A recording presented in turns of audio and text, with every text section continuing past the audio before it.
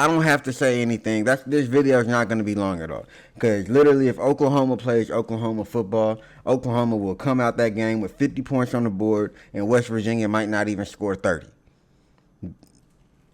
Hell, might not even score 21. What up, baby? It's your boy, the ATX Tuner, back with another video. And you know what we doing today? We breaking down the West Virginia game, man. We took the dub. Eat them dubs like Jameis Winston. But nah, man, we took the dub, man. It felt good to come out with a victory. And man, flawless victory, man. The offense and the defense, that's what happens whenever you can have a cohesive team win where both sides of the team play together. They got one mind, one mentality, and that's dominate. And that's exactly what you saw on Saturday. Them boys came out there and dominated, and man, it just gives you a glimpse of what Oklahoma could be and what we could have been all year long this year. I mean, there's no reason why we can't put that product on the field every game, every week, for every year going forward. I mean, we have no excuses. There's no reason why we should play below this level. And that's what the great programs do. That's what the Georgias, that's what the Alabamas, at one point Clemson, like that's what these programs that are consistently at the top of the game do. And I mean, Ohio State, I mean, like, come on now. Like, that is Oklahoma football that I seen on Saturday, and it feels good. But let's break it down, man. Let's start with the offense. I got some stats pulled up here. So let's see. I mean, DG, 23 for 36. Come on now. 425 yards? No, 423 yards and 5 touchdowns. 3 rushing touchdowns. That boy used his legs. He didn't forget about the feet. That's something that we've been talking about over the last 2 weeks. The L's, man, we need DG to use the legs, man. That's one of the reasons why you were in the Heisman Trophy candidate. That's one of the reasons why, you had us playing at such a level, because when you drop back, it don't mean you're going to throw the ball. That mean they got to watch out for you to run the ball too. And man, today he showed it, man. That dude, he went for 50 yards, 11 carries. Come on now. Like, that's what we need to see with DG. Obviously, I mean, I think Tyree might have had some issues. He might have been hurt or something. I don't know. He only got the ball one time. Or it could have been, who knows? We don't know what's going on in practice. At least me on the outside looking in, I don't know what's going on in practice.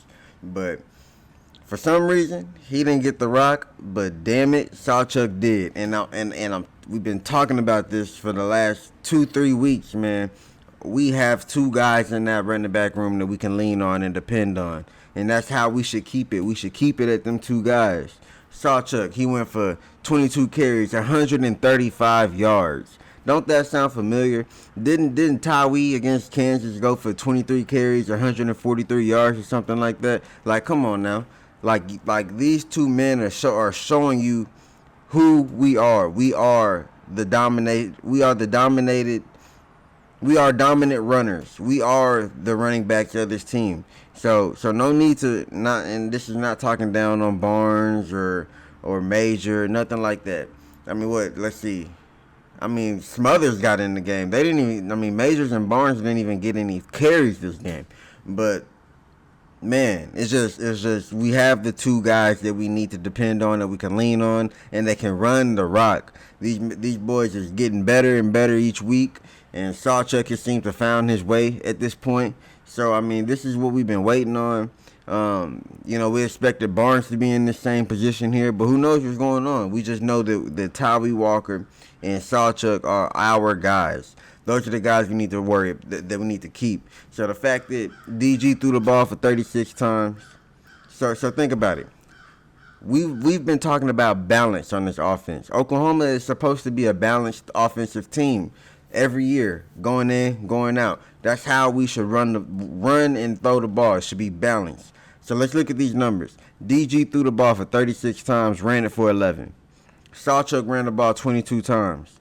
That is 33 rushes, 36 passes.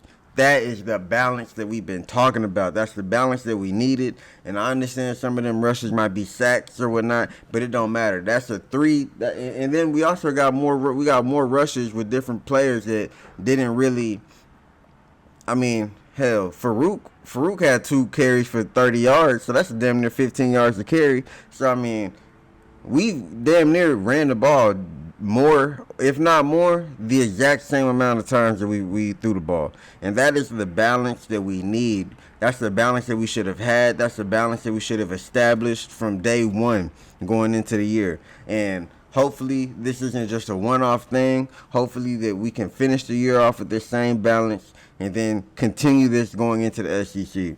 Because, man, Oklahoma is the best version of Oklahoma when they are balanced. And I know that we've been talking about the cute plays here and there, the cute plays. That's why the cute plays don't work, because they are not going to work if you don't have balance. And the fact that we got balance going on, you saw that one jet sweep, it worked. It worked. But at the end of the day,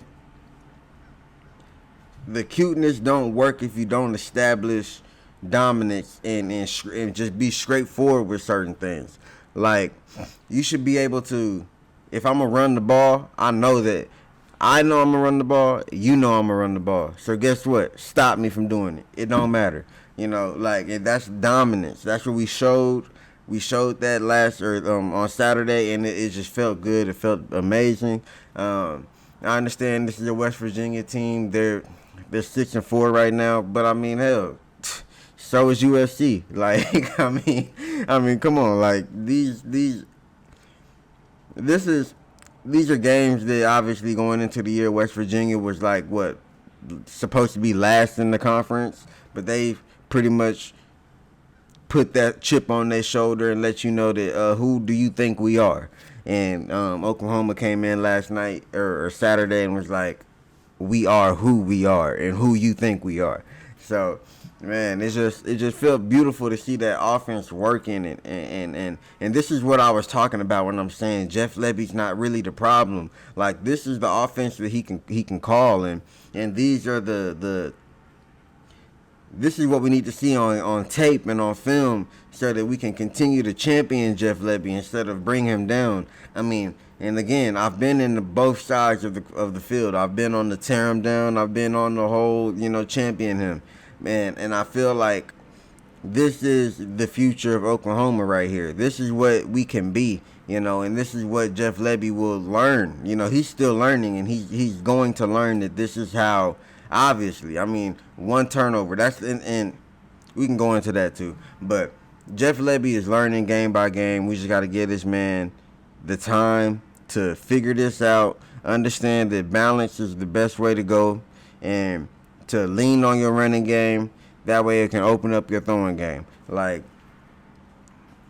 I feel like with Oklahoma football, you can be straightforward and there's no issue. Because who can stop us if we're straightforward? You have to prove to us that you can stop us, that you're a better program than us, that you got better players than us, that you got more dominance than us, that you can execute better than us. Like, we are that type of program that you're going to have to prove to us. You got to prove us otherwise. Like, we don't got to be cute and be flashy and do all that. I like being gritty. Like, be gritty. Make them boys, them big boys up front work. Make them put the work in. And, man, it's just such a beautiful feeling, man. Time of possession, damn near dead even. I mean, that's because the offense not going 3 and outs like that in 30 seconds. Running the ball, establishing the run, that's going to take that time off the clock too, give you more time to possess the ball, give that defense more time to rest. I mean, man, this is just a beautiful game to be at the end of the year and to also establish who we can be and who we are, and also put us right back into that Big 12 championship race. Obviously, the playoffs are done. We ain't got to worry about that. But at the end of the day, we could be that team to spoil some playoff runs. You know what I'm saying? So that's what I'm hoping that we are. But let's go into these receiving, man. Drake Stoops, obviously, man. We're going to miss that, man. That's a grown-ass man right there. Drake Stoops. He's a man's man. He is a pro's pro. Like I feel like Drake Stoops is gonna have a long, dominant career in the NFL, and he might not get the draft stock. He might not get looked at on the draft boards like he should be. But it don't matter because he came in here as a walk on, and that could be the same way he goes on to an NFL team. And if they give that man the opportunity, he is going to show out. I'm talking to you, 32 NFL teams out there. If you see this man Drake Stoops floating around on the draft board, nobody's picking him. Nobody understands how valuable this guy. Have you seen Julian Edelman? Well, you have that in Drake Stoops. Drake Stoops is Julian Edelman Jr. And he can be that now. He could be that in the pros. He's consistent, and he is the leader of a team that needs leadership the most. And when leadership is needed the most, you can look up to Drake Stoops to be that man to provide that leadership. Don't get me wrong, we have a locker room full of leaders, but we understand that Drake Stoops is that guy. He is the man. So for you 32 NFL teams out there, and I know I got the Crimson and Cream on, so it sounds like I could be championing one of my own. But at the end of the day, I'm telling you guys what the best thing for your organization would be to put somebody like Drake Stoops in that locker room. Guarantee he will not be a flop in the NFL. Guaranteed. Mark my words. Guaranteed. But giving him his flowers always feels good. You can't never, can't deny what Drake Stoops have done for this program. Let's go to Nick Anderson. Man, the future is bright. The future is bright. Nick Anderson is showing you that he a little shifty. He don't just got to be on the go mode. He ain't always on go mode. You can hit me up the middle, and guess what? I can hit a little swoop, and go for another 30 yards after that. Like Nick Anderson, you're balling, dude. 119 yards, 4 catches, man, and he didn't even score. You would think that he's letting you know as the year goes on that he's not only a touchdown machine. I could be in the middle and I can make plays too. I could be that possession guy too if you need me to be, and on important time and on important downs. Like, flowers to Nick Anderson because you deserve him, young man, and you will be great. You will be added to that Oklahoma great. I can see you being the next CeeDee Lamb on our team, and that is huge props. That is huge blessings for me to say that to you. Like, Nick Anderson, I could see being next year, the year after that, the next CeeDee Lamb of this team. Joaquin Iglesias, Malcolm Kelly, whatever. Like, I could see that being him. Man, we got a Stogner sighting too. We finally got a. Now, don't get me wrong, Stogner, he pop up, he pull up here and there, but damn it, he showed out in this game. Like, I ain't saying that, you could tell that he ain't the OG Stogner. You could tell he ain't the OG Stogner from yesteryear. But at the end of the day, the man is showing you that I can still produce. I can still get open. And man, I'm a big target. I'm a huge target. Take advantage of me. And I thank you for that, Stogner. Thank you for coming back, because without you in that tight end room this year, I don't know what we would be doing. Honestly, I have no idea what we would be doing. I know we have a bright future at tight end, and I know we have more tight ends coming, and it's going to keep recycling itself. But if we're talking about this year alone right here, without you, man, this would be a tight end group. It's already tight, so I mean, I thank you. Thank you, Stogner, for coming back and being an Oklahoma Sooner. You bleed crimson and cream, and it's beautiful. It's beautiful to see. I like seeing you be out there and do your thing. But let's talk about the turnovers, man. 1 to their 2.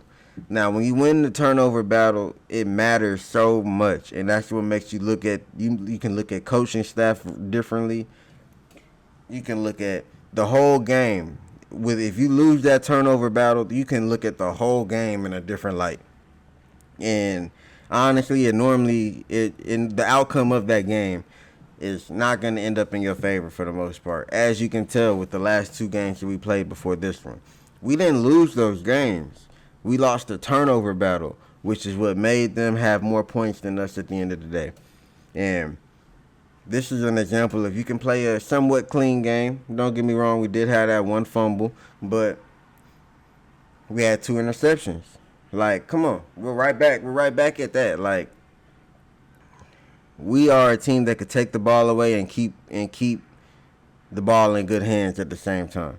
We've shown that all year, and it looks like we've gotten back to that on Saturday. We'll see next week, but it seems like we're back to that, and I feel confident that we are. We got a lot. I mean, Kip. Sorry, y'all. I got the door open so Rocky can run in and out.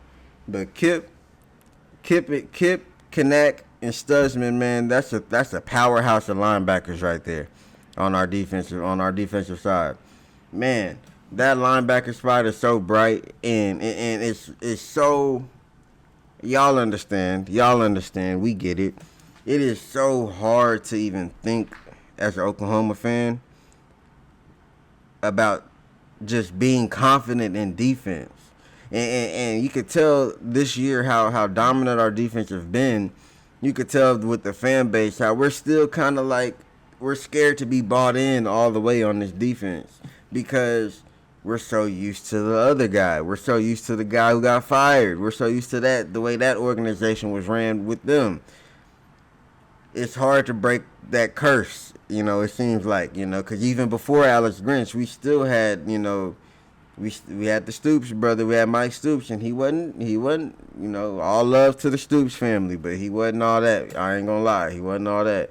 Seems like when BV left, he kind of got a little exposed. He might have needed BV on the back end. But at the end of the day, we can trust the defense. We can have faith in the defense, and we can look at the defense with confidence and understand that y'all are going to get yours.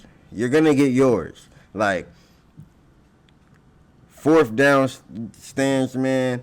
Goal line stands, man. I don't think that I have ever, and this might be just me, I have a horrible memory anyways, but I don't think that I have ever, in my 29 years of life, and I've been watching the Oklahoma Sooners for at least 23 years right now. I can't remember, and again, bad memory, I can't remember ever seeing an Oklahoma team have this many goal line stances, 4th down and 1 stances, like, in 1 year alone. Dogs. Them boys is dogs out there. Nothing else. Nothing less. Them boys is dogs. They hungry and they gonna eat. Like, and I love it. I love it. And I know y'all love it too because, man, defense is gonna win us championships, and it will. We're going to a powerhouse conference, and we are gonna be a powerhouse team with a powerhouse defense. It's only gonna get better, y'all. You gotta remember,